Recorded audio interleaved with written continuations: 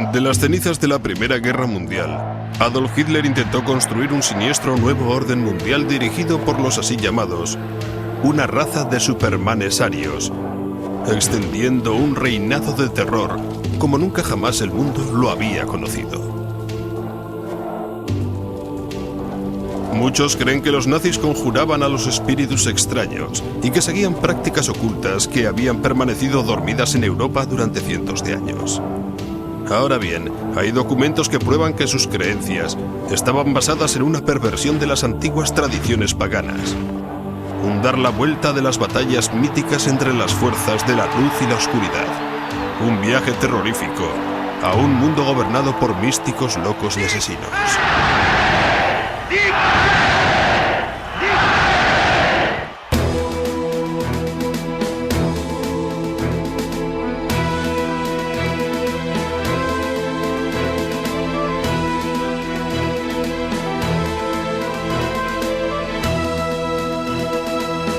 Nazis, la conspiración de lo oculto. Primera parte.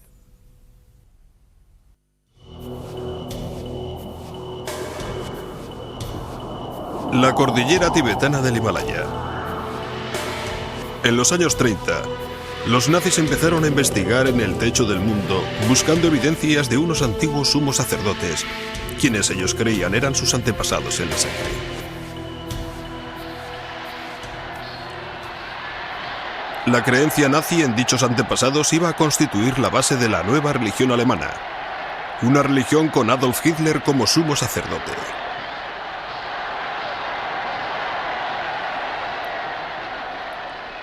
Inspirando la cruzada maligna estaba la creencia en que la pura sangre aria estaba siendo contaminada por las así llamadas razas inferiores y que una nueva raza de superhombres arios gobernaría el mundo.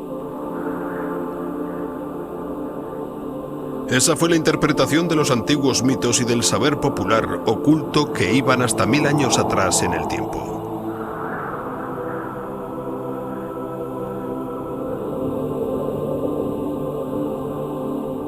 Para demostrar su superioridad, los nazis no dejaron sin explorar ningún mito ni religión.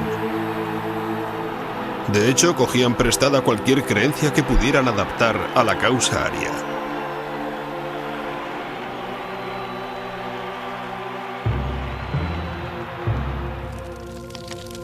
Como base de la nueva fe, Hitler necesitaba eliminar las religiones que competían con él.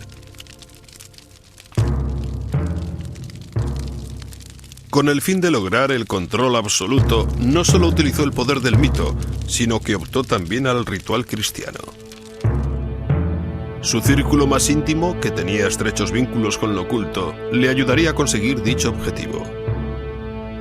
Entre ellos estaba el Führer Rudolf Hess, cuya correspondencia revela una devoción a la astrología y a la predicción guiándose por las estrellas. El comisionado nazi para la filosofía y la educación, Alfred Rosenberg, quien escribió el libro estableciendo las bases de la religión nazi. Joseph Goebbels, el ministro de propaganda de Hitler, cuyo diario testimonia el uso que hiciera de las predicciones astrológicas al planificar la guerra contra los aliados. Y Heinrich Himmler, jefe de la SS y de los campos de concentración nazis, cuyos documentos personales revelaron que fue un maestro de las ciencias ocultas del Tercer Reich y, en último término, el arquitecto de la nueva religión nazi.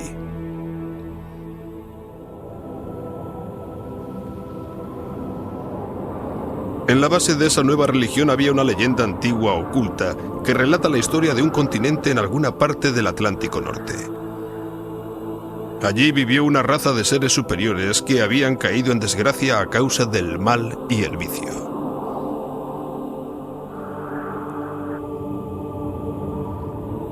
Una gran inundación barrió a dichos seres de la faz de la tierra.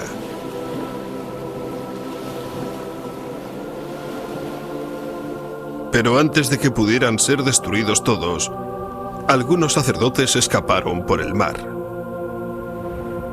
Y con el paso del tiempo, llegaron a las altas cimas del Tíbet. Aquellos sacerdotes fugados, que los místicos creían eran la raza original de los hombres dios arios, se decía eran los antepasados de todos los pueblos indios y europeos. La tierra se llamaba Atlántida.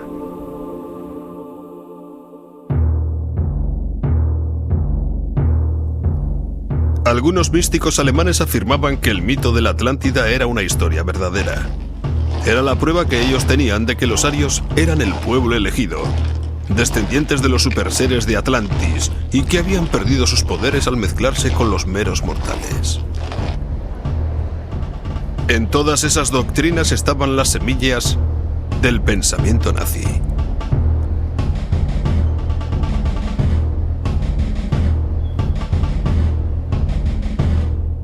Heinrich Himmler, un nacionalista extremista, hizo que su misión no fuera otra que probar que los pueblos germánicos eran descendientes de la raza de amos de la Atlántida.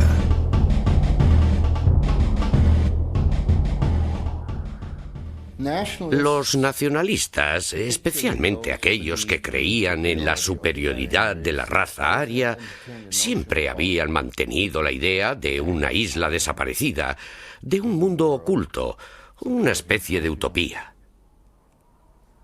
Himmler quizá pudo haber pensado que fue en el Tíbet y que esta raza de amos, la raza de los amos del Atlántico, como a Himmler gustaba llamarla, podría haber estado en las montañas tibetanas. Sus descendientes podrían aún estar vivos. Himmler creía que la leyenda oculta de la Atlántida era cierta, que los superseres míticos de la Atlántida eventualmente llegaron desde el Tíbet al norte de Europa, y de que sus descendientes se convirtieron en los nórdicos o razas arias.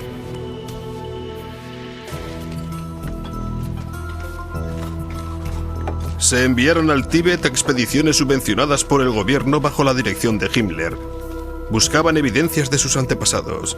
Para documentar dicho proceso, los investigadores nazis realizaron este cortometraje. En 1946, en los interrogatorios después de la guerra realizados por el ejército de los Estados Unidos, el científico que dirigió una de las expediciones describió su primer encuentro con Himmler.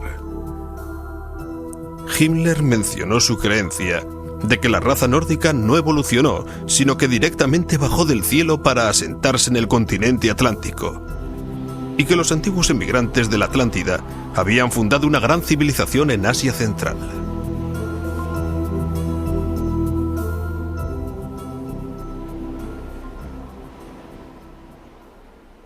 Aunque era un hombre muy calculador en los asuntos del poder, era también un idealista romántico y ciertamente creyó en esos mitos. De no haber sido así, no habría derrochado ni el tiempo ni el dinero ni la energía que derrochó al mandar expediciones al Tíbet.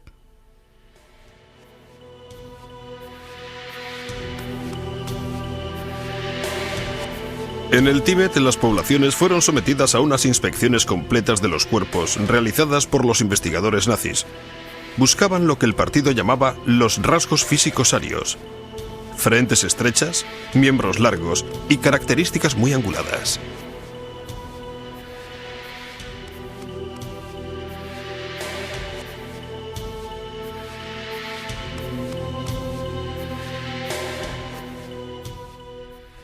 Y todo aquello, naturalmente, se incrementó cuando la guerra.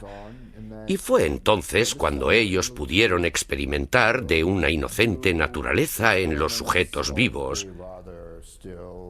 De lo que estoy hablando, por ejemplo, es que ellos midieron los cráneos de la gente.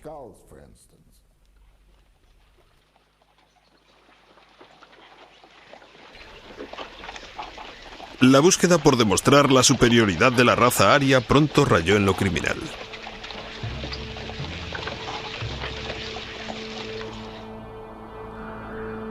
Los nazis empezaron a matar a gente y a utilizar sus cuerpos para hacer experimentos.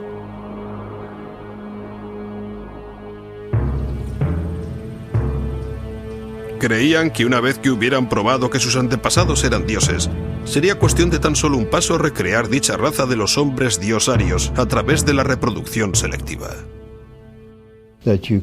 De alguna manera, se podría forzar la evolución en una especie de ambiente cerrado, seleccionando a los padres para reproducir hijos hasta que llegara el momento en el que realmente podrían conseguir reproducir el Superman que había sido predicho por las teorías ocultistas.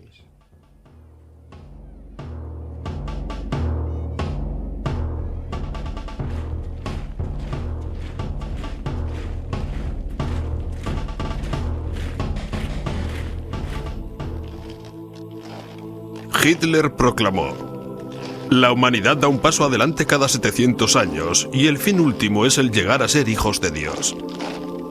Todas las fuerzas creativas se concentrarán en las nuevas especies. Será infinitamente superior al hombre moderno. Todo lo que había que hacer era que los arios tenían que repurificarse ellos mismos, con el fin de restaurar sus poderes mágicos y consiguientemente restaurar su identidad original de ser los hombres Dios.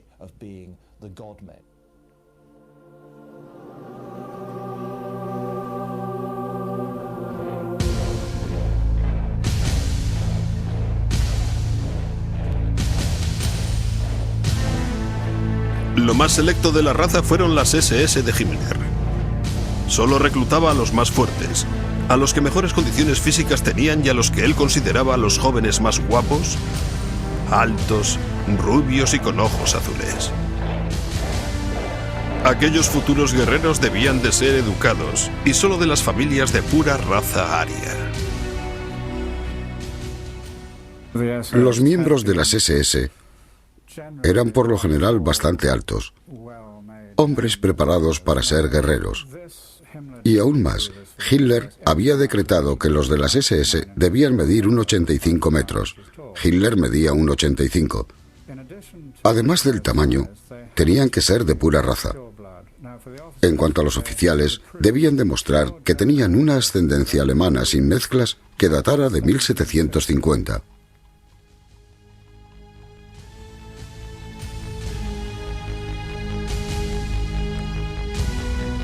Al personal de las SS de Himmler, que en algún momento llegó a contar con 3 millones de individuos, se le animaba a que tuviera tantos hijos como fuera posible sin tener en cuenta su estado civil. Las SS, les decía, tenían un sagrado deber con su nación y con su Führer, engendrando bebés arios sanos. Una de las ideas de Himmler concernía a la poligamia. La única forma en la que se podía reproducir la raza aria más rápidamente era instituyendo la práctica por la cual los hombres de la SS pudieran tener más de una esposa.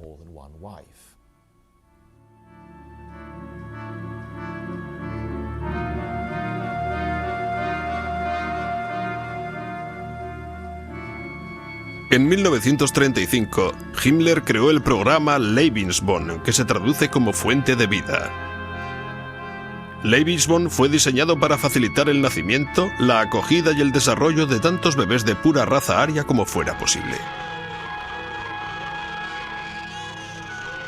El programa de Himmler estuvo documentado con imágenes reales de los bebés prototipo.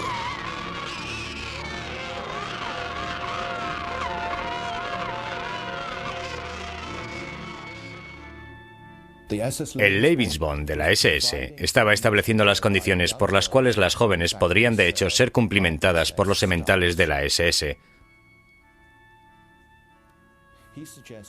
Sugirió que las jóvenes arias en Alemania, que no habían podido encontrar novio o esposo, no tenían por qué someterse a los placeres de la maternidad.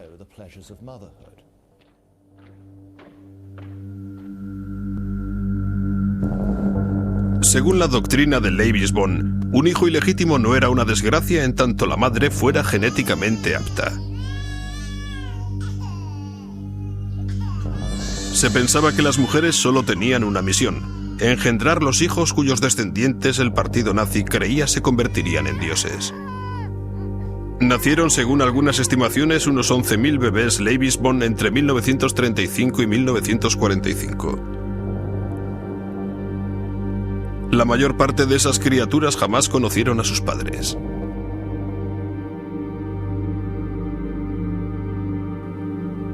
El semanario de las SS declaró: solo cuando el número de cunas constantemente exceda el número de ataúdes, podremos contemplar con optimismo un futuro mejor. Los bebés Leibisbon inmediatamente se convirtieron en propiedad del Estado. Algunos crecieron en hogares Leibisbon, mientras que otros crecieron en familias de las SS. Durante la guerra, los niños que tenían una apariencia aria fueron secuestrados de las naciones conquistadas y enviados a hogares Leibisbon en Alemania. Documentos nazis indican que unos 200.000 bebés polacos fueron secuestrados y llevados a hogares Leibisbon, donde recibieron una preparación muy esmerada en todos los aspectos de la cultura y mitología nazis.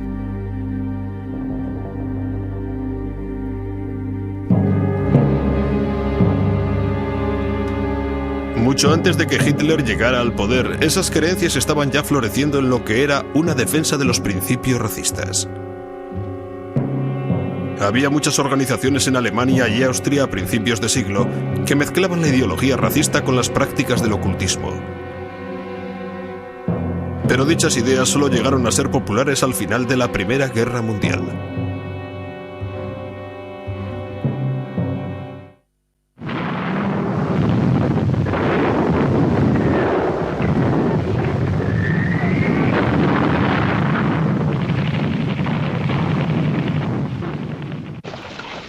El antaño poderoso imperio de Alemania había quedado desarmado y a merced de las naciones vencedoras tras la Primera Guerra Mundial. En unas ciudades anteriormente prósperas, los veteranos mutilados deambulaban como espíritus por las calles, como fantasmas de otra vida. Algunos que crecieron en Berlín en los años 20 recuerdan de todo. Recuerdan el paisaje urbano con lisiados de la Primera Guerra Mundial, quienes naturalmente no tenían pensión y mendigaban por las calles sin piernas ni brazos. Gente que nos recuerda la gran miseria de lo que se podría llamar el paisaje urbano. Millones de personas se quedaron sin empleo, la inflación era galopante, la recesión, el hambre y la pobreza asomaban por todas partes. Presencié muchas manifestaciones antes de que Hitler se alzara con el poder. Manifestaciones reales que surgían del sufrimiento, de la gente, de la masa de desempleados y de la pobreza que se derivaba de todo aquello.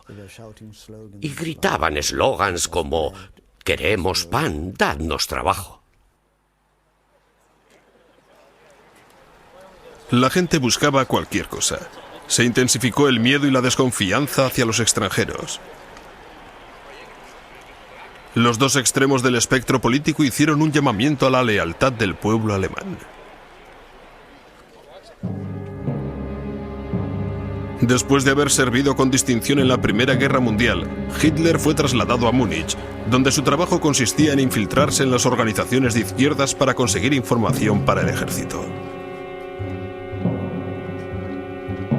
Uno de sus cometidos cambió el curso de su vida. Se infiltró en una organización que se reunía en una sala de un club político llamado el Partido Obrero Alemán. Pero lejos de ser la organización filocomunista que su nombre implicaba, el partido resultó ser de extrema derecha. A Hitler le gustó lo que oyó, con el tiempo se sumó a él y se convirtió en el líder de la organización. En una de las primeras manifestaciones en las que habló Hitler, se encontraba un desilusionado veterano de guerra llamado Rudolf Hess. Volvió a casa dando saltos de alegría y diciendo: «Esta tarde he visto a alguien que va a llevar a Alemania al lugar que ocupaba antes de la guerra, y es el único hombre capaz de hacerlo».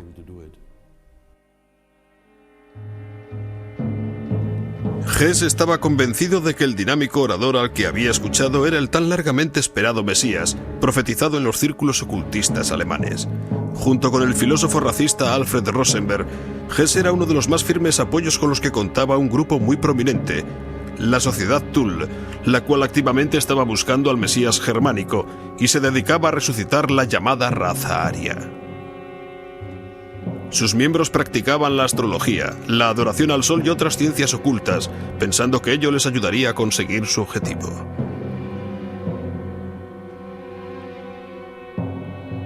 Su emblema era una daga colocada frente a una esvástica curva. Al contar entre sus miembros algunos de los ciudadanos más ricos y poderosos de Múnich, la sociedad financió el Partido Obrero Alemán de Hitler. En 1920 el partido de Hitler oficialmente cambió su nombre por el de Partido Obrero Nacional Socialista Alemán. NSDAP, sus siglas en alemán, o como muy pronto se le llamaría, el Partido Nazi. Con Hitler como líder, el partido nazi creció enseguida conquistando a la gente en un arrebato de miedo frenético y con una oratoria feroz. Les proporcionaron el fuerte líder carismático por el que habían estado suspirando desde la guerra. Al igual que muchos alemanes y austríacos en aquella época, Hitler vivió en un entorno que ya era hostil al judaísmo. Fácilmente pudo encontrar aquellas ideas en publicaciones populares como Ostara, una revista ocultista abiertamente racista, escrita por un monje y místico renegado que acabó secularizándose, llamado Lons van Liebenfels. Los titulares decían: ¿eres rubio? Entonces corres peligro. Por lo tanto, deberías de leer Ostara, publicaciones para los rubios y el movimiento de los derechos del varón. Uno de los tópicos populares expresados por el general era que la gente de piel más oscura, sobre todo los judíos, eran los más peligrosos y amenazantes. Los judíos siempre se habían enfrentado a los arios para ser los dueños del mundo.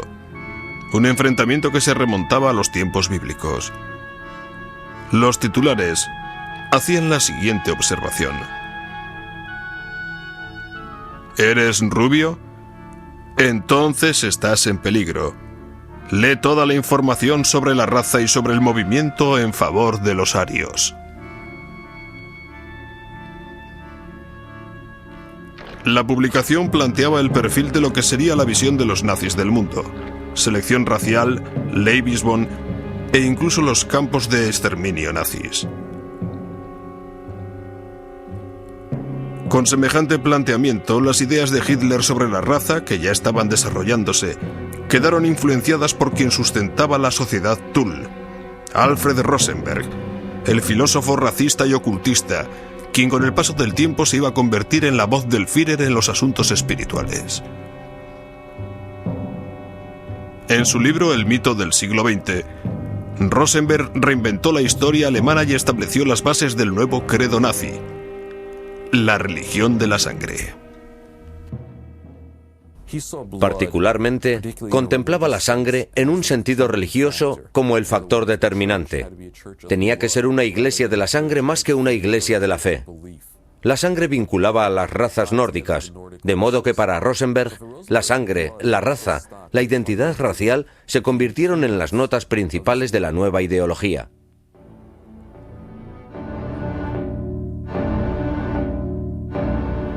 Rosenberg predicaba que la sangre de un pueblo era la portadora de su alma.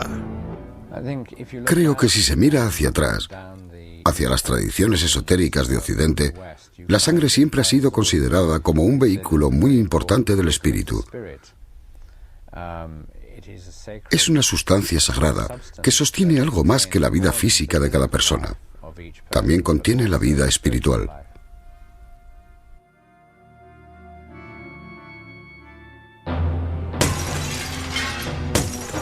El mito nórdico reemplazó a la Biblia cristiana como la base de la nueva religión nazi.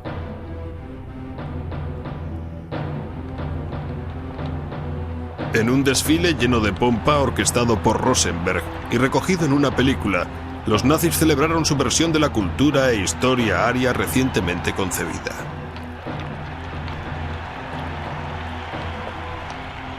Rosenberg escribió: «Hoy está surgiendo un nuevo mito, el mito de la sangre, la creencia de que la esencia ha de ser defendida por la sangre».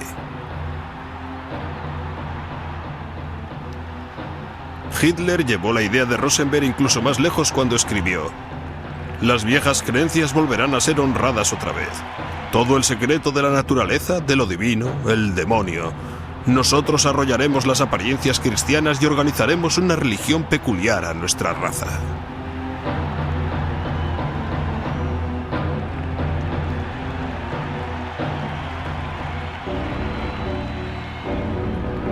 Hitler eligió la esvástica como el símbolo de la nueva religión.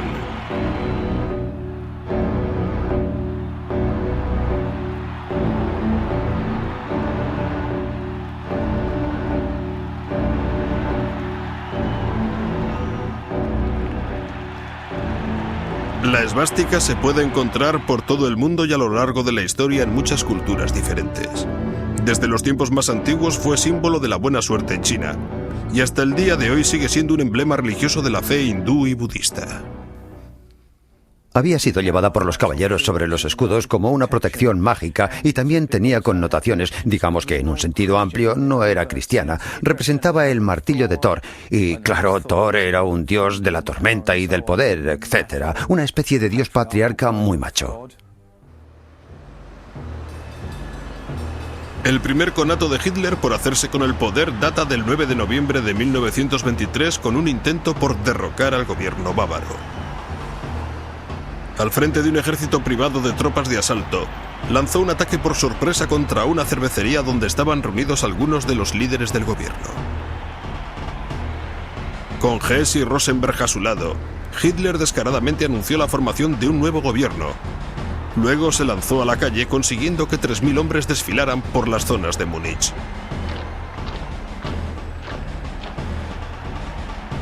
Se enfrentaron con la policía. Hubo disparos y cayeron abatidos 16 hombres de Hitler. Fue una intentona golpista fracasada. Pero en los 10 años antes de que Hitler se alzara con el poder, los 16 se convirtieron en mártires. Entonces llevaban la bandera esvástica, y eso de alguna manera cayó bien a la gente, y además con la sangre de los muertos sobre ella. Y de allí surgió un ritual por el cual toda nueva bandera o pancarta nazi no adquiría fuerza y energía hasta que Hitler la hubiera tocado con aquella bandera.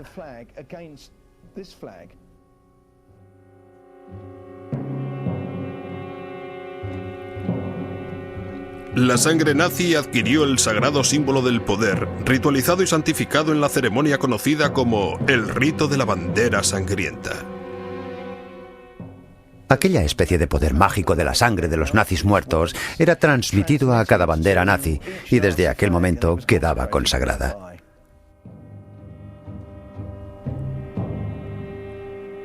La bandera sangrienta fue el crucifijo de la religión de Hitler. Llegó a simbolizar su nuevo reino. En 1933, Hitler logró convertirse en el Führer, el líder. Unser Führer, der Reichskanzler Adolf Hitler, hat das Wort.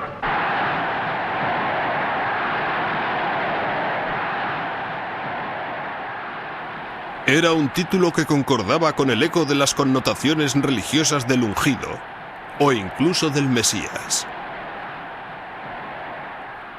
Había llegado la hora de Adolf Hitler.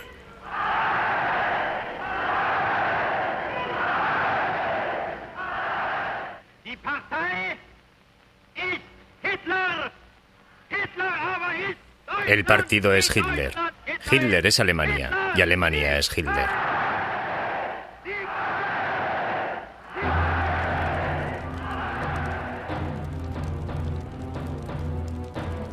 Con la subida de Hitler al poder, la religión de la sangre se convirtió en la religión indiscutible del partido nazi, completa con sus días festivos y mártires.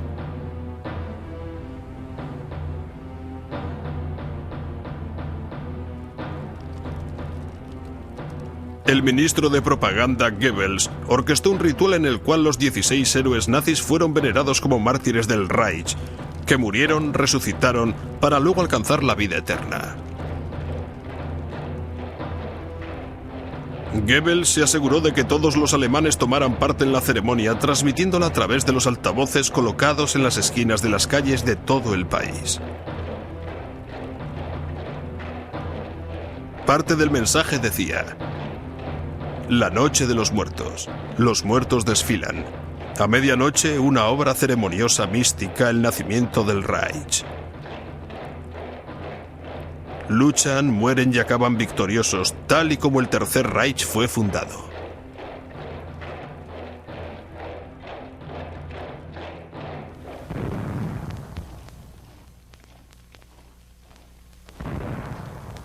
Los cuerpos de los 16 héroes fueron enterrados en el edificio conocido como el Fendelhall o Templo del Honor.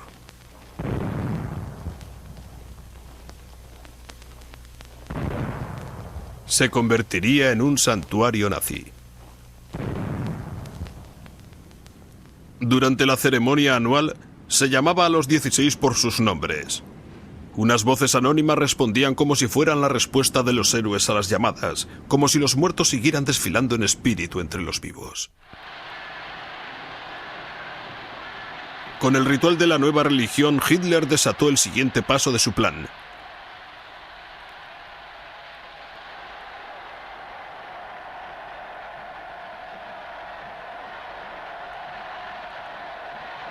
Hitler escribió: "La fuerza sin una base espiritual está destinada al fracaso".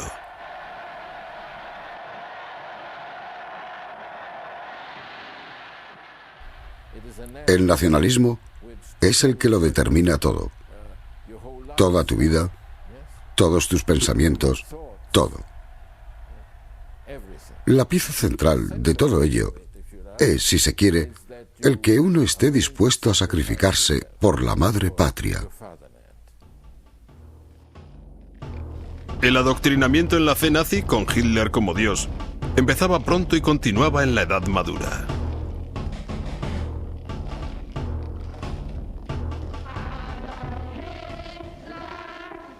Adolf Hitler es nuestro salvador, nuestro héroe.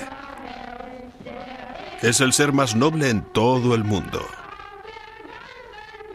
Vivimos para Hitler. Morimos por Hitler. Hitler es nuestro Señor.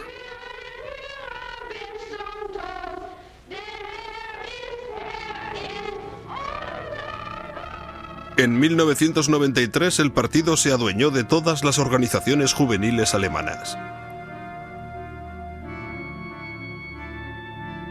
En cuanto a las chicas, la organización obligatoria fue la Liga de las Jóvenes Alemanas, donde se les enseñaba el autosacrificio, el que se casaran jóvenes y que sus cuerpos pertenecieran a la nación.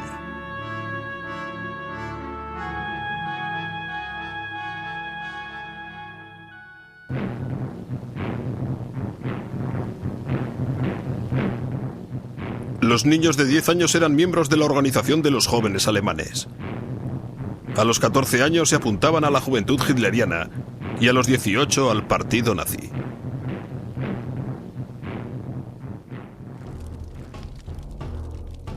En cada etapa se les enseñaba el credo nazi de los sagrados rituales de la sangre, la superioridad de la raza y la total alianza con Hitler, incluso hasta la muerte.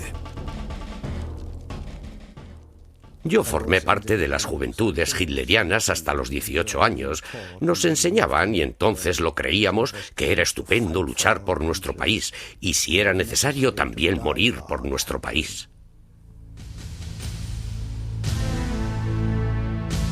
Esta película muestra una de las maneras de cómo los nazis inculcaban este ideal. Un héroe de la guerra visita un campamento juvenil hitleriano.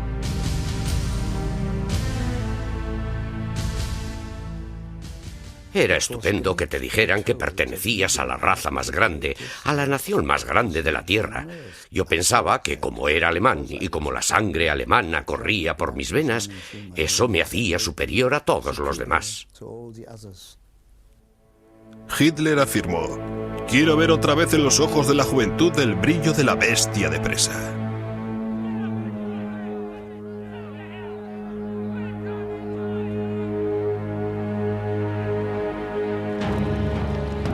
La juventud hitleriana entonaba un canto de muerte. Resurgimos para enfrentarnos con las tormentas de las batallas. Tenemos derecho a la muerte del héroe. En otras palabras, al decirle eso a un chaval de 17 años, era imbuirle con la idea de que podía reclamar el derecho que debía serle entregado para dar su vida para morir por el Führer y por la madre patria. Tú no eres nada, tu nación, tu raza es todo. A los 18 años, los cadetes se rendían ante el Führer cuando prestaban el sagrado juramento. Ich schwör. Yo juro, y todos teníamos que repetirlo y teníamos que tener las manos, los dedos arriba. Servir al Führer, al pueblo y a la madre patria. Servir al Führer, al pueblo y a la madre patria. Como un gran ruido sordo que se oía por todas partes. Hasta la última gota de nuestra sangre, hasta la última gota de nuestra sangre.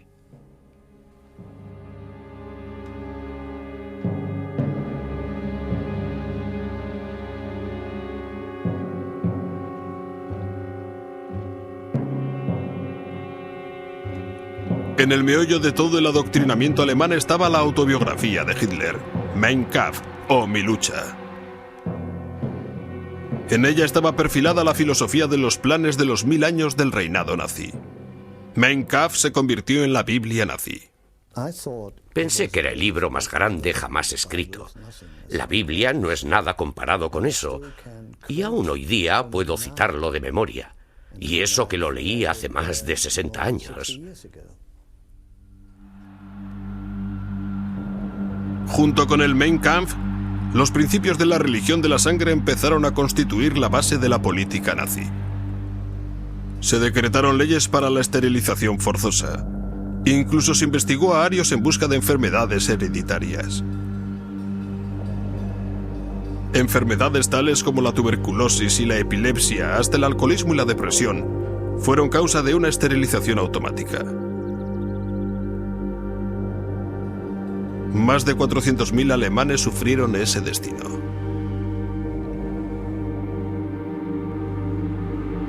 Hitler lo razonaba así. La exigencia de que la gente defectuosa evite propagar una descendencia defectuosa es una exigencia de la razón clarividente, y si se ejecuta de manera sistemática, representa el acto más humanitario de la humanidad.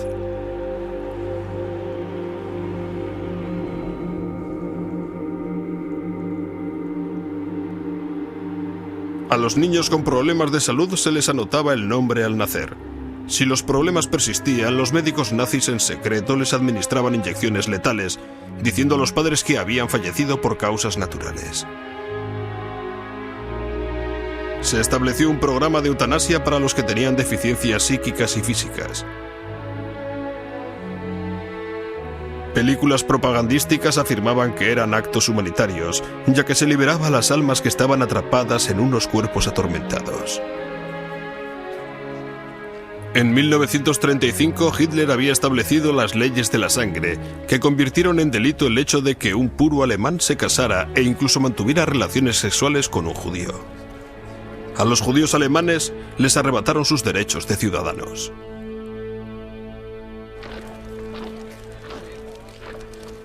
Pero lo peor aún estaba por venir.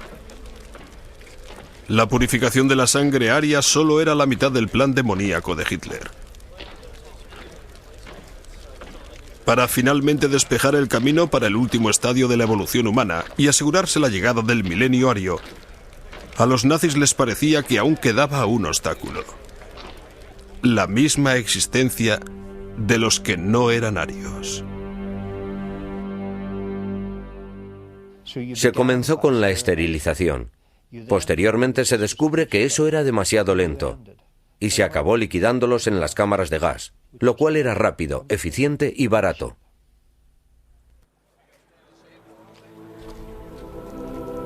Hitler escribió: se habrá de tomar la decisión más seria y dura. Una medida bárbara para el desgraciado al que le toque, pero una bendición para la posteridad. El dolor efímero de un siglo redimirá milenios de sufrimientos.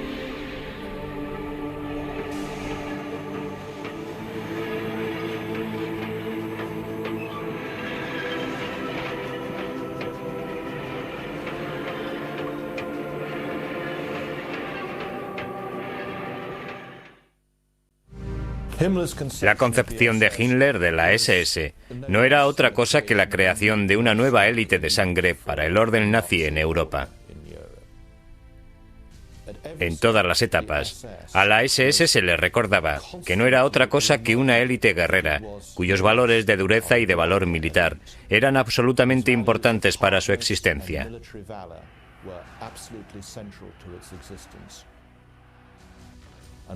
Y aún más, que ellos de ese modo estaban de hecho asegurando la supervivencia de la raza.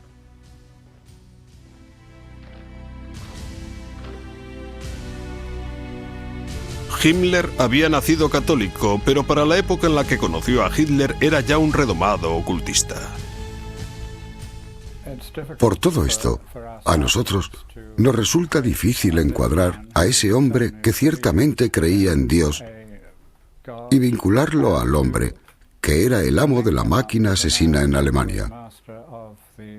Pero en realidad, ambas cosas naturalmente están unidas, porque lo que estaba intentando hacer era arrancar de raíz las fuerzas que él creía habían corrompido a Alemania para volver a los antepasados de pura sangre.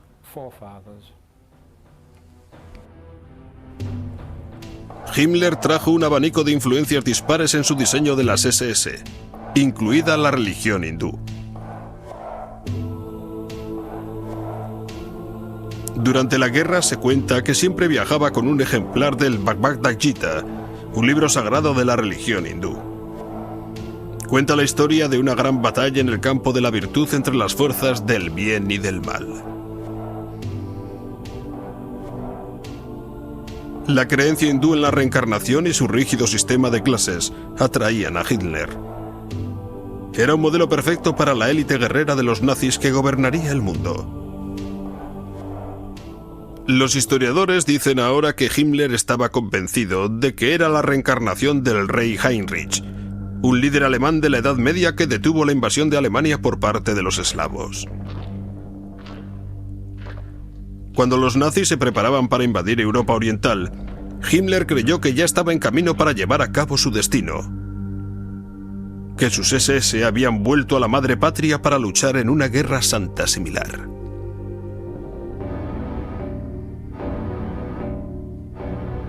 Himmler modeló a las SS según el modelo de la Orden del siglo XIII de los teutones, quienes mataban y esclavizaban a los pueblos que conquistaban.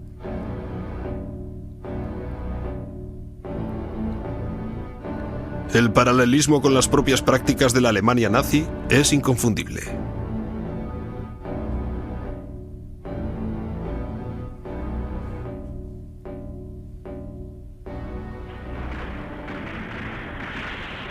El Reichsführer intentó restablecer el sistema feudal por el que habían regido sus vidas los caballeros.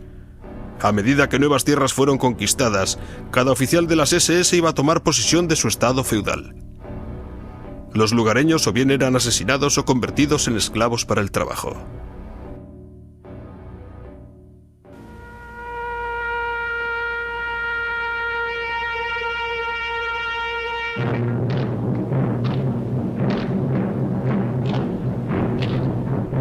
Al igual que los caballeros teutones, Himmler transformó una serie de antiguos castillos en escuelas de preparación, que eran a la vez centros religiosos y militares.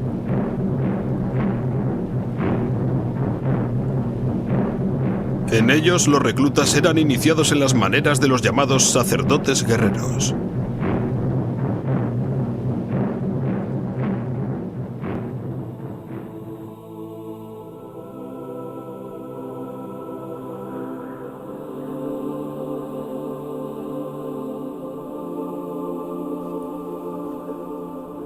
En 1934, Himmler eligió Wewelsberg como su castillo personal.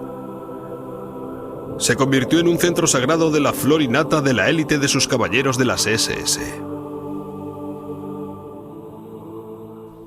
Hitler eligió Wewelsberg porque su consejero espiritual de las ciencias ocultas le había dicho que iba a ser un punto fuerte mágico para la resistencia alemana contra un gran ejército venido de Oriente,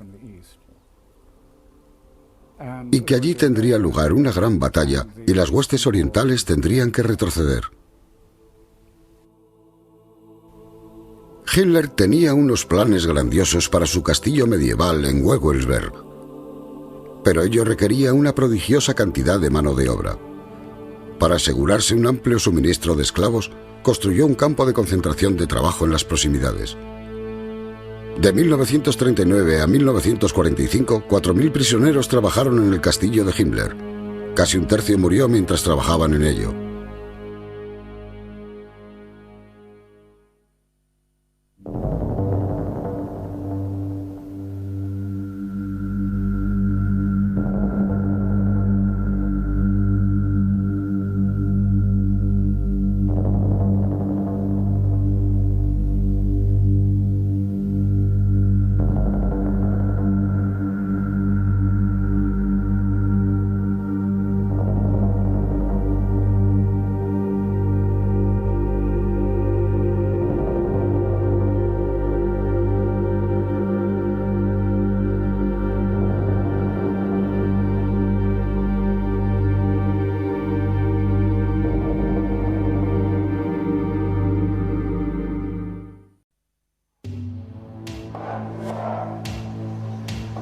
De las cenizas de la Primera Guerra Mundial, Adolf Hitler intentó construir un nuevo siniestro orden mundial dirigido por los así llamados, una raza de superhombres arios que extendieron un reinado de terror como nunca jamás el mundo había conocido. Muchos creen que los nazis conjuraban a los espíritus extraños y que seguían prácticas ocultas que habían permanecido dormidas en Europa durante cientos de años. Ahora bien, hay documentos que prueban que sus creencias estaban basadas en una perversión de las antiguas tradiciones paganas, un dar la vuelta de las batallas míticas entre las fuerzas de la luz y la oscuridad, y un viaje terrorífico a un mundo gobernado por místicos, locos y asesinos.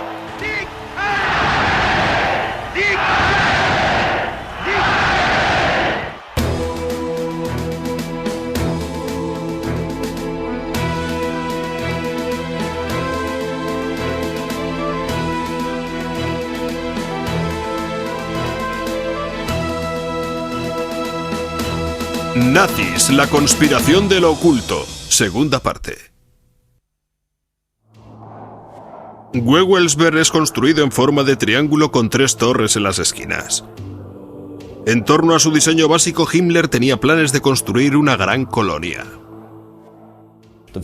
La ciudad sería demolida y limpiada, y se iban a construir enormes espacios con huecos separados, barricadas, más torres y un telón circular de muros que cubrirían una gran zona, creando algo no menos que una especie de Vaticano de la SS.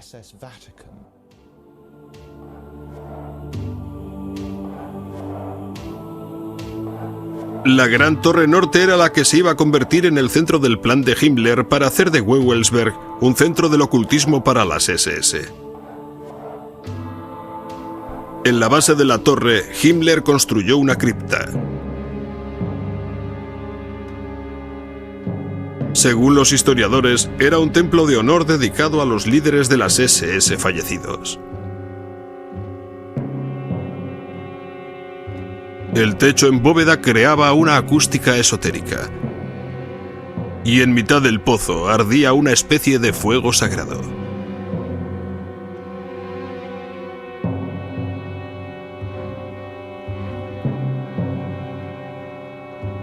A lo largo de los bordes de la cripta había 12 pedestales que estaban destinados a contener las urnas con las cenizas de los generales fallecidos.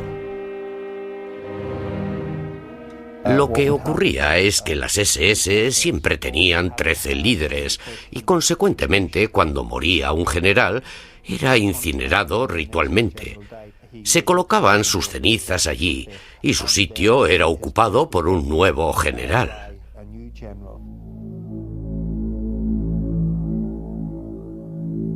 En la leyenda, el rey Arturo reunió a los 12 caballeros más nobles en una gran sala.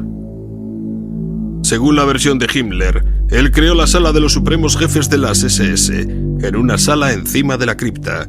Allí se reunía con los 12 oficiales de las SS de más alto rango. Una enorme rueda en forma de sol adornaba el suelo. Su patrón, en forma radial, estaba adornado con símbolos del antiguo alfabeto nórdico. Himmler trató de crear una réplica de la capilla del Grial de la leyenda de Arturo. Un cáliz místico, el Grial, se dice que contuvo sangre sagrada.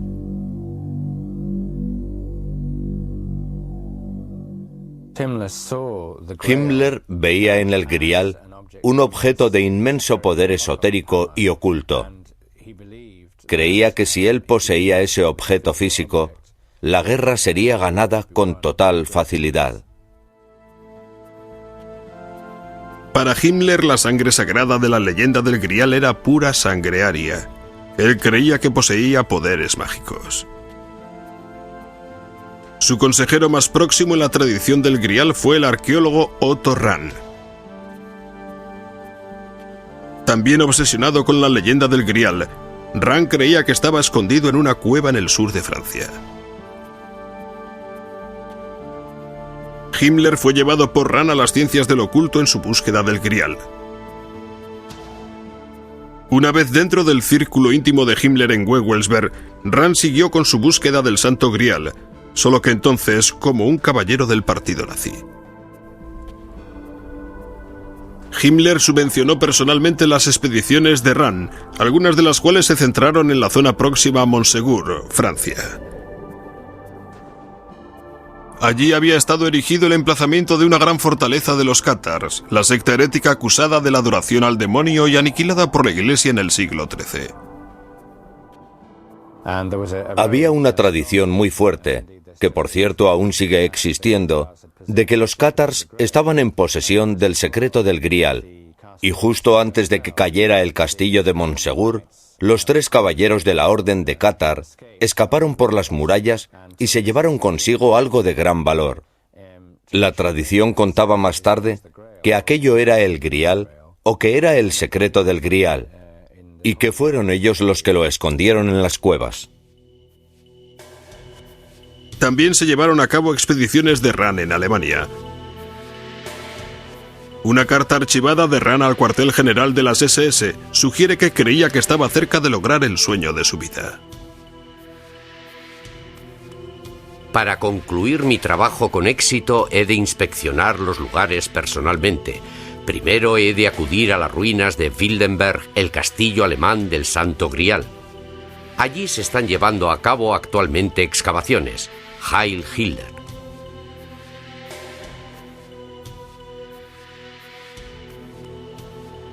Pero Rahn nunca pudo hacerse con el premio, con el cáliz sagrado.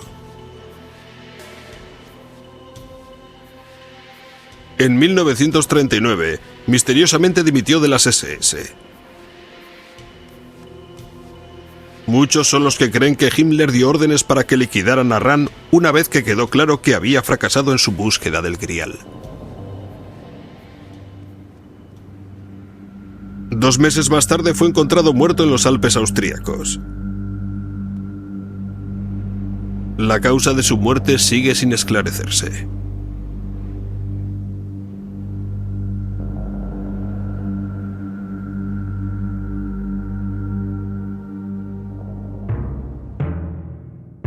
En su continuo celo por demostrar la superioridad de la raza aria, Himmler creó un instituto de investigación llamado Organización de la Herencia Ancestral. Además de llevar a cabo experimentos en los seres humanos y de comprobar linajes de sangre para asegurar la pureza de la raza, la misión de la organización fue lograr resurgir y reinterpretar las prácticas del oculto, de los mitos germánicos antiguos y de las tradiciones paganas.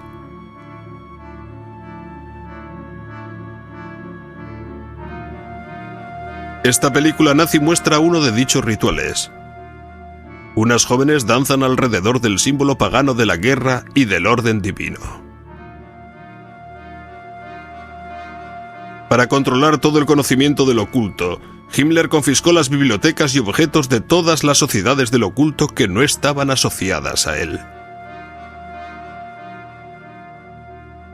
Incluían sociedades secretas como los masones, que los nazis creían era una organización secreta montada por los judíos para conspirar contra el pueblo alemán. Mientras Himmler suprimió a algunos ocultistas, hizo progresar la carrera de otros, como por ejemplo la de Karl Marie Gilligut. En Gilligut, Himmler creía haber encontrado la llave para popularizar la antigua tradición pagana de la Alemania moderna. El místico se convirtió en un oficial de las SS de alto rango y en una de las más preciadas posesiones de Himmler. Lo interesante acerca de Willy Good es que él es el ejemplo más claro de un ocultista en el círculo y servicio inmediato del Reichsführer, Heinrich Himmler, de la SS. Gilligut creía que era un descendiente directo del dios nórdico Thor. Copias de sus documentos encontrados en la ficha personal de Himmler revelan que Gilligut creía que poseía poderes extrasensoriales.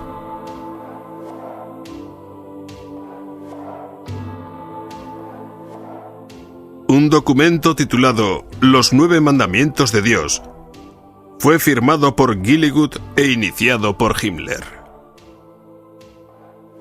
Escritos tanto en alemán moderno como en el alfabeto rúnico, sugieren que Gilligut pensaba que estaba utilizando sus poderes para descubrir los antiguos ritos y rituales del pasado pagano de Alemania. Según las leyendas nórdicas, el alfabeto rúnico utilizado por Gilligut fue dado a la humanidad por Odín, el supremo dios de la mitología nórdica. Dicho alfabeto sagrado fue su don a la humanidad. La runa se derivaba probablemente de una mezcla de los signos antiguos que fueron labrados en piedra en los tiempos antes de que apareciera la escritura. Dichos alfabetos tenían su significado, cada letra tenía su significado. La runa Agal era una protección del que la llevaba contra sus enemigos. La runa Odal era la conexión de uno con su clan o tribu. La runa Tyr era la victoria y el orden mundial. La runa Sig, el sol o la energía conquistadora. Dichos símbolos aparecían por todo el mundo nórdico en objetos tales como barcos vikingos, lanzas y escudos para la guerra. Los alfabetos de los antiguos sacerdotes y magos runos se creía eran las herramientas místicas para predecir la suerte, romper hechizos y para invocar a los espíritus mágicos. Conjurabas la runa, lo cual era muy parecido a lo del tarot. Las tiras y lees las combinaciones particulares que surgen de las runas. Tiene fama de ser un sistema mágico extraordinariamente poderoso. Como la élite de guerra de Alemania que eran, los miembros de la SS aprendían el significado de las runas. Una fotografía que sobrevivió la guerra muestra a un oficial de las SS ante una pizarra enseñando las runas a una clase de reclutas. Muchas organizaciones dentro del Tercer Reich contaban con su propia runa especial. La SS, quizás los más conocidos, utilizaron la runa Sig doble. Llevaban dichas figuras misteriosas en los hombros y cascos de todos los uniformes de las SS. La juventud hitleriana utilizaba una runa Sig simple. Esos símbolos místicos antiguos al parecer estaban por todas partes.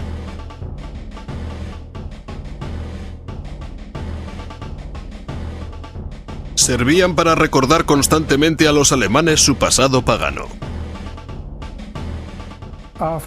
Una vez que el recluta había pasado su periodo de instrucción y había prestado el juramento, si era oficial, se le entregaba la daga, que era una especie de cuchillo de caza con un mango negro, con las runas de la SS en él, la esvástica, una corona de laurel y el águila alemana, todo ello de un valor muy preciado. Grabadas sobre la daga estaban las palabras: "Mi honor se llama confianza". Los miembros de la SS recibían la daga en una ceremonia muy solemne. Todos los miembros de la SS llevaban el anillo con el sello, pero en aquel círculo cerrado, la élite de la élite, Himmler era el que personalmente llevaba el anillo con la calavera. Un antiguo oficial de alto rango de las SS, Wilhelm Hotel, aún recuerda el día de la ceremonia. El anillo tenía grabado tu nombre. En el mío, por ejemplo, ponía a mi querido Hethil, Heinrich Himmler. Eso estaba en la parte interior del anillo, alrededor de la calavera. Se suponía que simbolizaba el vínculo estrecho con la SSS y con Himmler. En un discurso dado a los oficiales de las SS estacionados en Dachau, Himmler afirmó: «Nunca lo olvidéis, somos una orden de caballeros de la que no se puede salir, para la que uno es reclutado por la sangre, y uno permanece en ella en cuerpo y alma».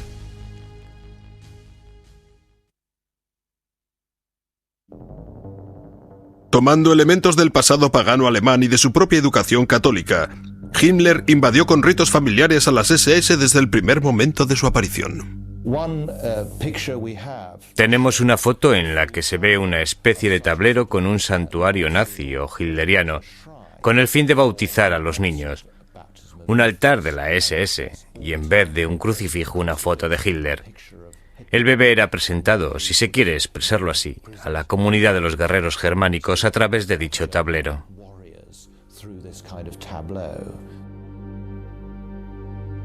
La ceremonia de la boda también se convirtió en un ritual de las SS.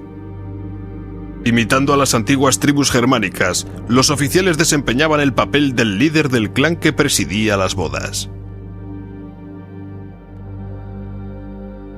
Era el mismo Himmler quien oficiaba las ceremonias. Este extraño cortometraje muestra cómo uno de sus oficiales de las SS se casa con Gretel, la hermana de la amante de Hitler, Eva Braun. Había intercambio de alianzas, además de pan y sal, los antiguos símbolos paganos de la fertilidad y pureza de la tierra.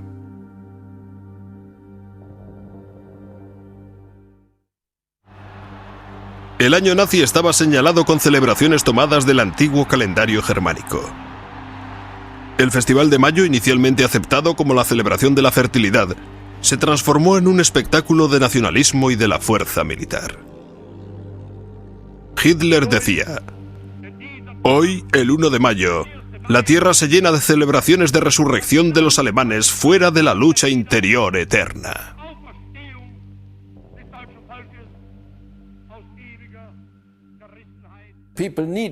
La gente necesitaba festivales para señalar el año, e intentaron sustituir los festivales cristianos por los festivales paganos.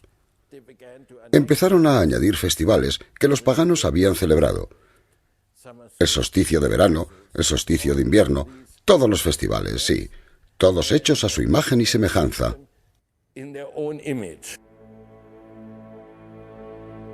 Los nazis incluso comenzaron a restaurar los antiguos templos paganos como el de Exterstein, que estaba dedicado a una deidad solar. Allí, durante el solsticio de verano, un rayo de luz brilla a través de una ventana y se alinea con un punto en el altar.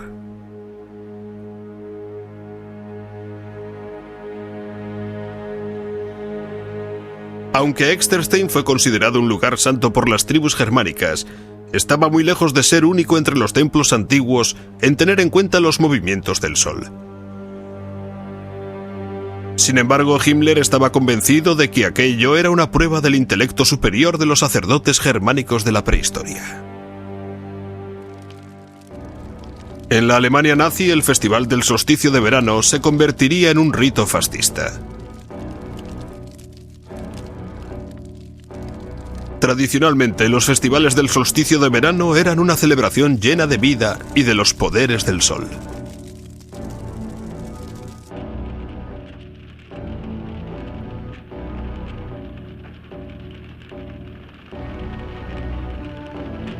Dramáticamente representados y cuidadosamente coreografiados, tenían lugar los discursos en los que se predicaba el autosacrificio y el heroísmo. En este ritual en concreto, el ministro de propaganda Goebbels fue el encargado de dar el discurso.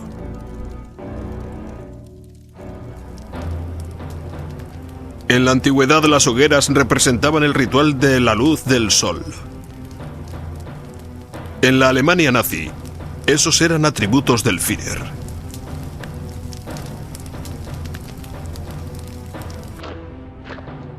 En el más importante de dichos rituales, las tropas portando teas encendidas formaban símbolos en la oscuridad de la noche.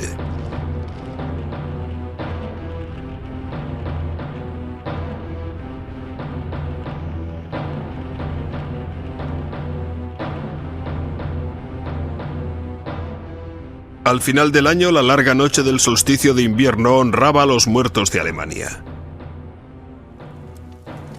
Himmler lo explica en su discurso en Dachau.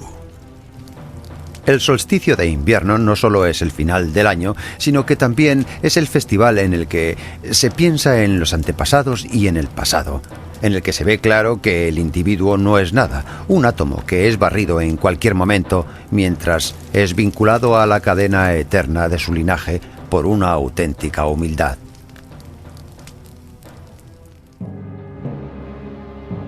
El calendario completo de los rituales culminó con la manifestación de Nuremberg. Allí los votos entre el partido y el pueblo eran renovados año tras año.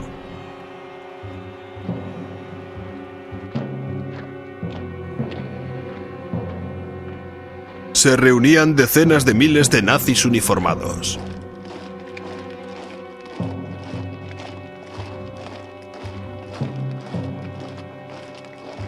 La manifestación, que duraba una semana, estaba orquestada para animar a la gente con un espectáculo de puro poder. Todas las religiones tienen su ritual y los nazis tenían su ritual. Sus rituales en masa.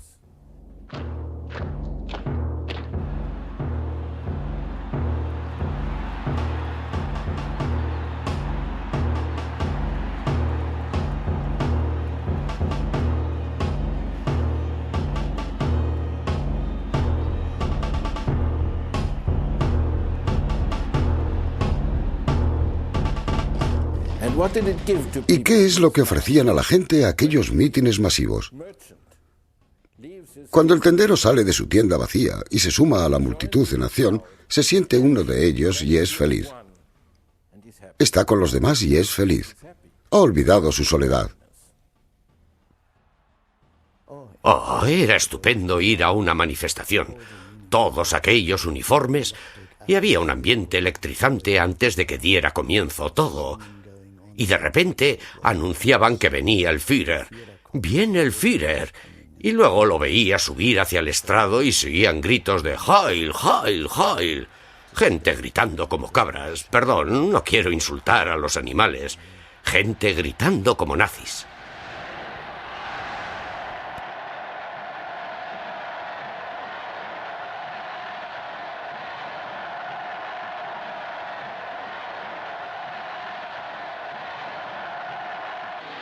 A medida que la locura nazi se iba apoderando de Alemania, Hitler dejó claro qué es lo que esperaba de la nación.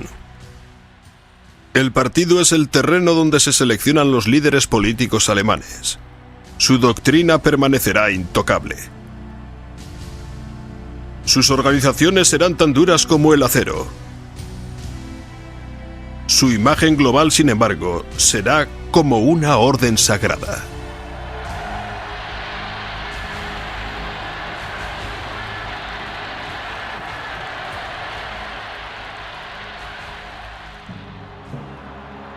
Las manifestaciones nazis en masa fueron cuidadosamente orquestadas para crear una tremenda epifanía emocional que evocara el fervor religioso. En el centro del ritual estaba Hitler.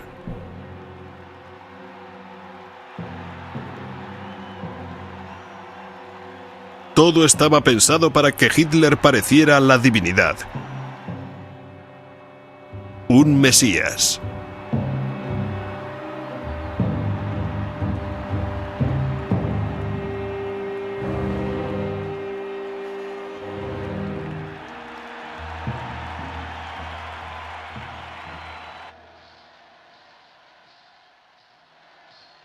Tras ganarse indiscutiblemente el apoyo del pueblo alemán, Hitler estaba preparado para dominar el mundo.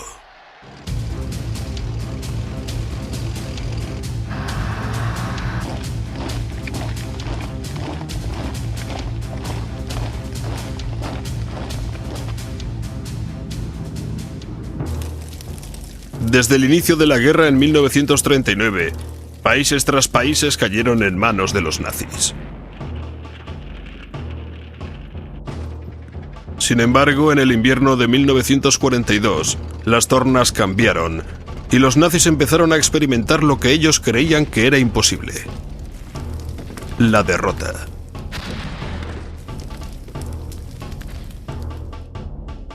A medida que el esfuerzo en la guerra fue haciéndose cada vez más desesperado, expandieron el uso de las ciencias ocultas como la investigación y los rituales, hasta ser la base para tomar decisiones militares. Algunos miembros del mando naval alemán se llegaron a convencer de que los aliados estaban ya empleando fuerzas místicas para ganar la guerra a Alemania.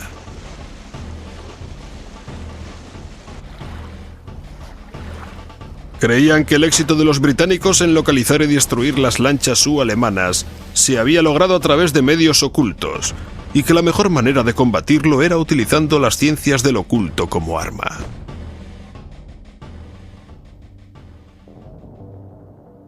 Ello condujo a Himmler a establecer un instituto del máximo secreto dedicado a la práctica oculta del péndulo zahorí.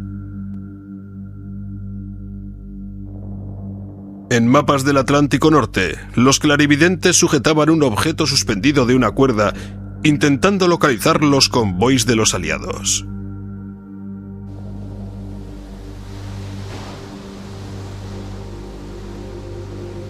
Basándose en los resultados, se enviaban misiones de lanchas alemanas.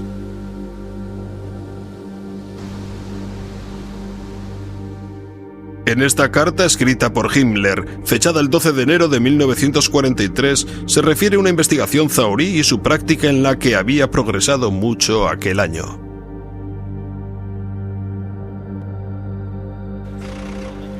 Con todo, las artes ocultas más comunes utilizadas por los nazis fueron la astrología y las profecías, aunque ambas fueron atacadas desde dos ángulos totalmente distintos.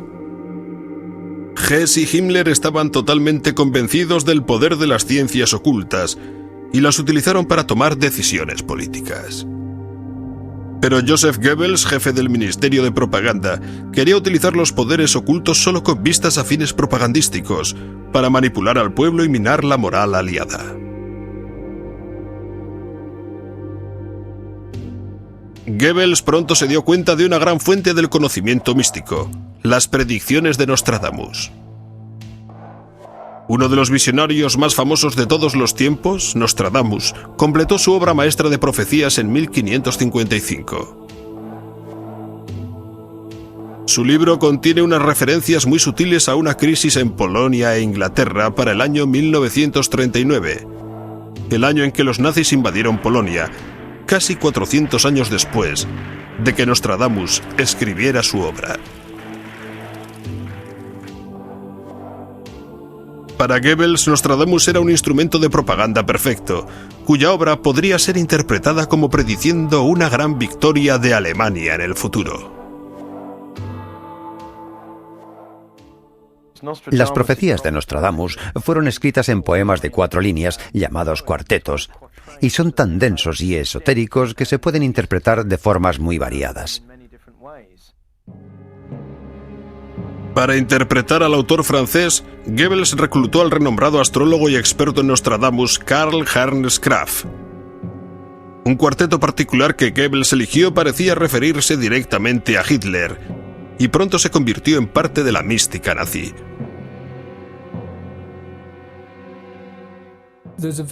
Existe un famoso cuarteto en el que aparece la palabra Hitler, la cual, cada vez que se citaba, quería referirse a Hitler.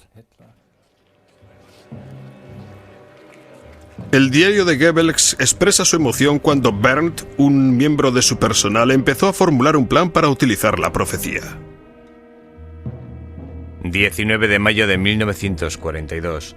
Bert ha pasado un plan para que nosotros lo llevemos a cabo con la propaganda ocultista. Llegaremos a alguna parte. Los americanos y los ingleses caen fácilmente en este tipo de propaganda. Estamos aquí para presionar a todos los testigos estrella de la profecía de lo oculto. Nostradamus debe otra vez acostumbrarse a que lo citen.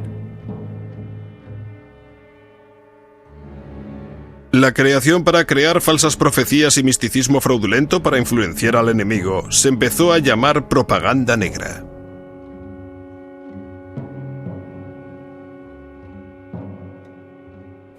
Sí, cargaron un avión con las profecías de Nostradamus y lanzaron las hojas por toda Francia. Francia quedaría destruida si no capitulaba.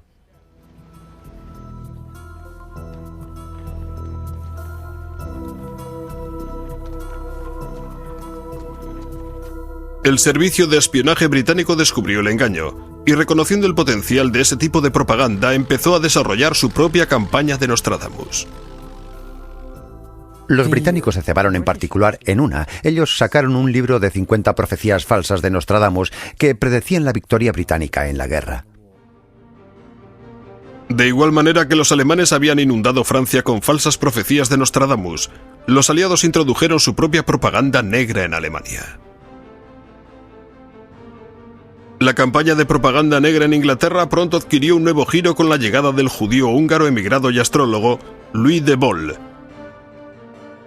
Reclutado por el servicio de espionaje británico, a de Boll le fue asignado trabajar con el maestro del engaño Elik Howe. La gran habilidad de Elik era la falsificación. Falsificaba documentos, revistas y cuartetos de Nostradamus. Howe y de Boll decidieron crear una versión falsa de la revista astrológica líder alemana llamada Zenit.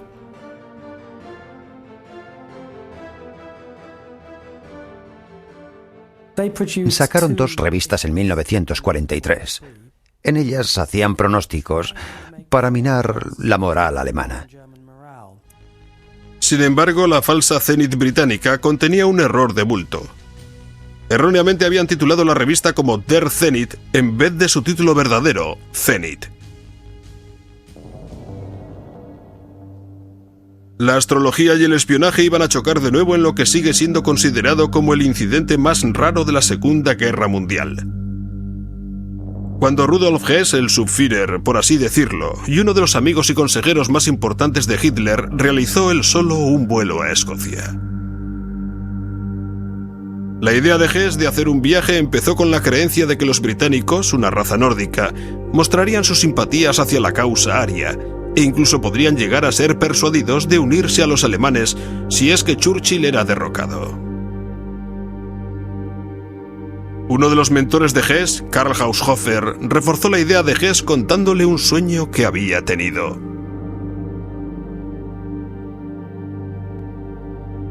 En el sueño vio a Hess andando por un castillo escocés cubiertas las paredes con tapices, consiguiendo la paz entre Alemania y Gran Bretaña.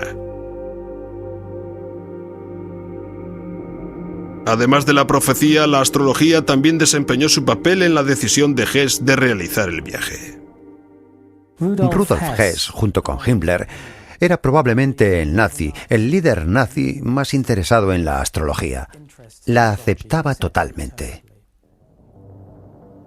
Su astrólogo e íntimo amigo Ernst Schüttel Atrathaus realizó un horóscopo para el Subführer que revelaba una posición propicia de los planetas.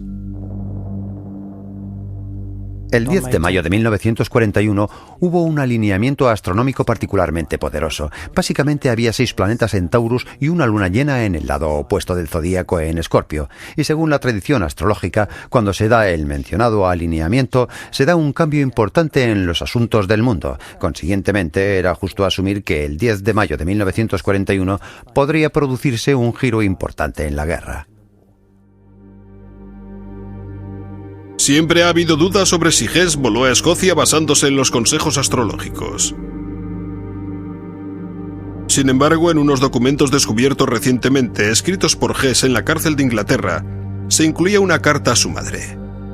En ella le pidió que compulsara 2 documentos ante notario, uno mencionando el sueño de Haushofer y el horóscopo dado por Schüttel Stratahaus.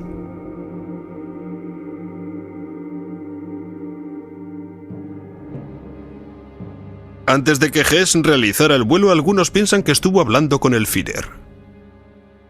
6 días antes de que mi padre volara, el Führer y mi padre estuvieron hablando durante 4 horas. Nadie sabe de lo que hablaron.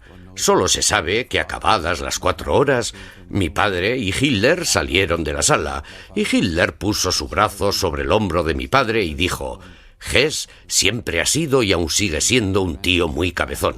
Fue una despedida muy amistosa.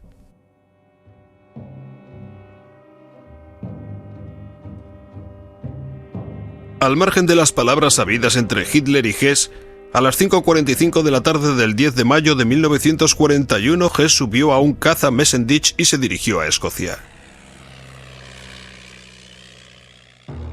Su plan era encontrarse con el duque de Hamilton, un hombre al que conocía a través de Haushofer. Hess esperaba utilizar al duque para puentear a Churchill en un intento de llegar a un acuerdo de paz directamente con el rey de Inglaterra. Habiendo escrito de antemano varias cartas, Hess esperaba una cálida acogida. Las cartas que envié a mi padre fueron interceptadas por el servicio secreto. En lugar de un séquito de bienvenida, cuando Hess entró en el espacio aéreo británico, fue derribado por la RAF y se vio obligado a lanzarse en paracaídas. Se lesionó al salir del avión justo al momento de aterrizar. Quiso que lo capturaran y pensó que directamente sería conducido a ver a mi padre con solo decir que deseaba verle. Hess fue descubierto por una familia escocesa, la que aparece en la imagen en su granja donde cayó el avión. Dijo tener un mensaje muy importante para el duque de Hamilton. Pero al principio se negaron a creer que el hombre que se había lanzado en paracaídas era el Subführer del Tercer Reich. Le dijeron a mi padre que un piloto alemán había aterrizado y que solicitaba entrevistarse con el duque de Hamilton. Mi padre fue a ver al prisionero, quien se presentó como Hess. Resultó bastante cómico, porque mi padre fue a ver a Churchill y fue llevado ante el gran estadista que aquella noche estaba a punto de ver una película de los hermanos Marx. Churchill se manifestó bastante incrédulo sobre todo aquello. Creo que sus palabras exactas fueron: ¿quiere usted decir que el Subführer está en nuestras manos? Y cuando mi padre le respondió: creo que tal es el caso, él contestó: bueno, con Hess o sin Hess voy a ver la película de los hermanos Marx.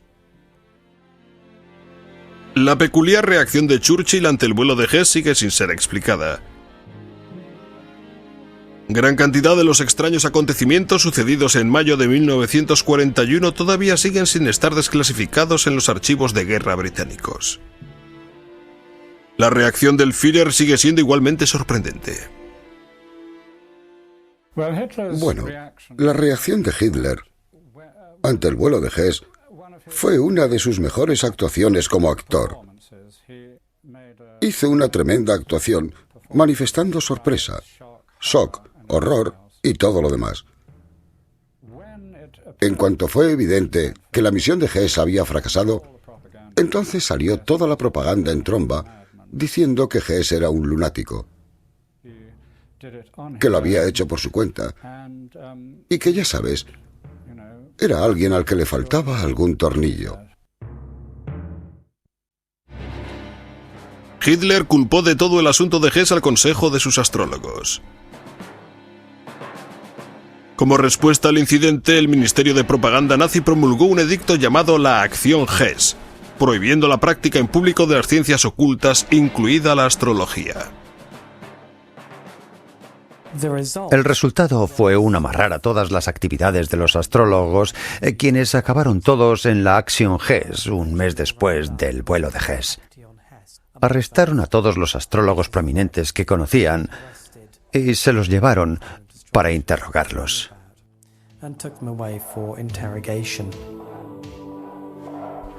Los astrólogos que fueron arrestados bajo la Acción Hess fueron tratados de diferentes formas dependiendo de su utilidad para el Reich. Los que ya estaban trabajando para Himmler fueron soltados inmediatamente y les permitieron seguir trabajando. En aquella época, Himmler entró en contacto con uno de los más destacados astrólogos de Alemania, Wilhelm Wulff. Aunque fue arrestado con todos los demás astrólogos, Wulff siguió diciendo los horóscopos de sus guardianes. Luego empezó a decírselo al general Schellenberg, que era el jefe del contraespionaje a las órdenes de Himmler. Walter Schellenberg era el jefe del servicio secreto que formaba parte de las SS. Era mi jefe y mi amigo. Schellenberg no creía en la astrología, pero la utilizaba. Cuando Schellenberg quería discutir algún tema con Himmler, él empezaba diciendo que un astrólogo había predicho sobre el asunto. En 1943, Wolf predijo que Hitler sobreviviría a un gran peligro el 20 de julio de 1944 y que caería en noviembre del 44 y moriría de un modo inesperado antes del 7 de mayo del 45.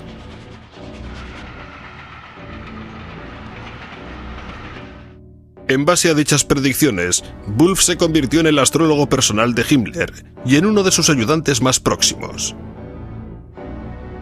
Esas predicciones llegaron a ocurrir.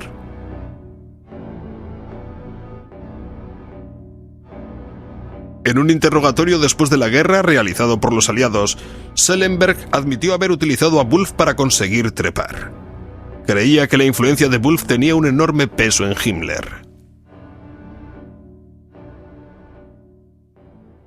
Mientras aún yo estaba en la cárcel con Schellenberg durante el proceso de Nuremberg, aún hablábamos de ellos, y Schellenberg se sentía muy orgulloso de que a través de Wolf pudo influir en Himmler.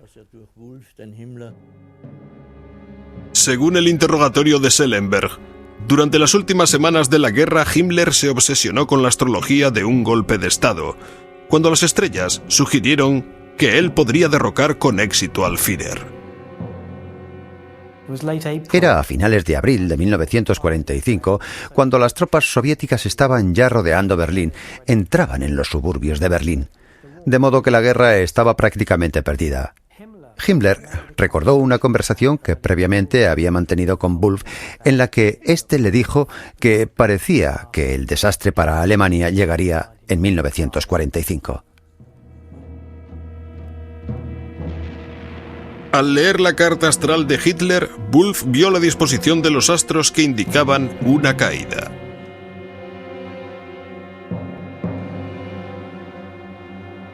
Wolf y Schellenberg siguieron urgiendo a Himmler para que derrocara a Hitler y se instalara como líder del maltrecho Reich.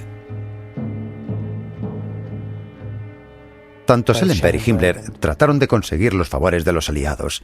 Intrigaron en los últimos días de la guerra para lograr un encuentro de Himmler con un representante del Congreso Mundial Judío en el que Wolf, como astrólogo de Himmler, estuvo presente.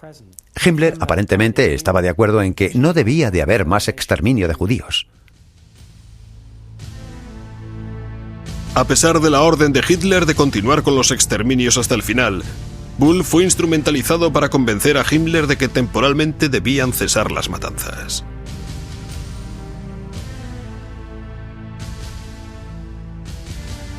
Al dar ese paso parecía que Himmler estaba preparado para perpetrar su golpe de Estado. Pero en el último momento, sus miedos y su lealtad al Führer le impidieron hacerse con el poder.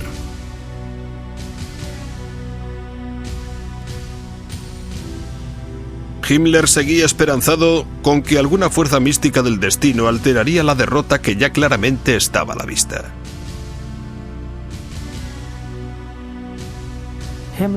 Himmler también estaba muy interesado en el paralelismo histórico entre la situación de la mitad de los años 40 y los períodos históricos precedentes. Himmler echó un vistazo a la precedente Gran Guerra Alemana contra Rusia. La Guerra de los 7 años entre Federico el Grande de Prusia y los rusos. Se dice que la suerte cambió cuando murió Elizabeth, la zarina rusa. Y Himmler lo interpretó como una señal de que la historia volvía a repetirse y de que Alemania se iba a salvar.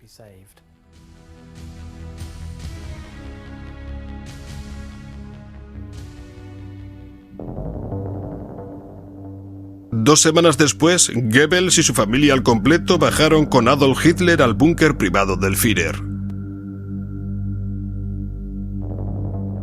El 30 de abril, Adolf Hitler y su prometida Eva Braun se suicidaron.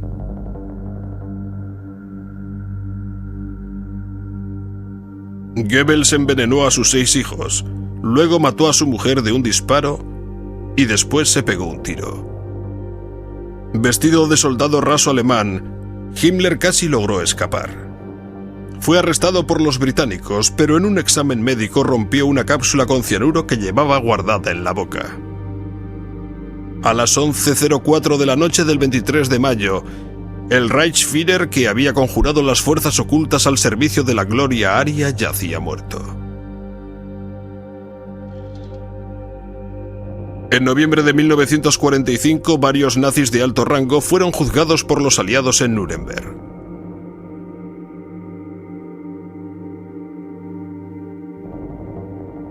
Rudolf Hess fue condenado a cadena perpetua. Murió en la cárcel con 93 años. El ocultista Alfred Rosenberg fue encontrado culpable de crímenes contra la humanidad y fue colgado en octubre de 1946. El Tercer Reich, que iba a haber durado más de 1000 años, acabó después de 12.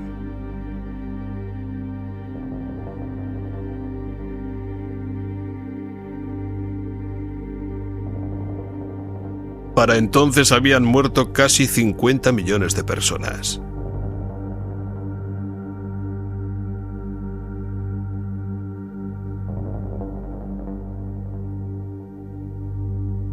Irónicamente, entre los muertos estaba la primera generación de la raza aria de Hitler, aquella que iba a engendrar las sucesivas generaciones de los superhombres arios.